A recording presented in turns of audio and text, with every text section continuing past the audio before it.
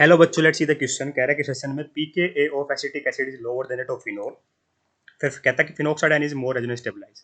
बेटा जो ज्यादा एसिडिक होता है ना उसकी पीक की वैल्यू उतनी ही कम होती है। ज्यादा पीके के वैल्यू का मतलब होगा बेटा उसकी एसिडिटी उतनी ही कम होगी। ठीक है, तो यहाँ पे क्या कहने का मतलब क्या होगा बेटा, पीके ऑफ एसिटिक एसिड कहता है लोअर है फिनोल से। इसका मतलब कहने का मतलब है कि बेटा क्या एसिटिक एसिड ज्यादा एसिडिक है फिनोल से।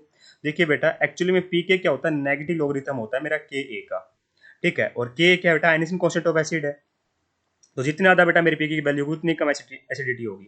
देखते कैसे है बेटा, हम कंजुगेट बेस ड्रॉ कर लेते हैं। जैसे मेरा एसिटिक एसिड ये है बेटा, इसका कंजुगेट बेस क्या हो जाएगा बेटा, एच पॉजिटिव आयन निकाल दो, है ना। जो एसिडिक एच है बेटा तो ये बन जाता है ये।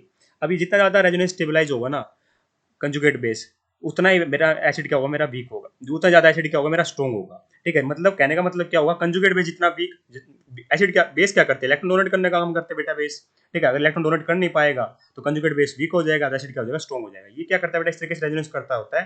ठीक है, तो ऑक्सीजन के ऊपर दो दो बार नेगेटिव चार्ज आता है। वहीं अगर आप फिनोल की बात करोगे तो आप सोचोगे फिनोल में तो और भी ज्यादा एसिडिक होना चाहिए क्योंकि उसमें ज्यादा रेजोनेंस हो रही है। बात सही है बेटा, रेजोनेंस ज्यादा हो रही है पर रेजोनेंस स्टेबलाइज ज्यादा हमारा एसिटेट आयन होता है।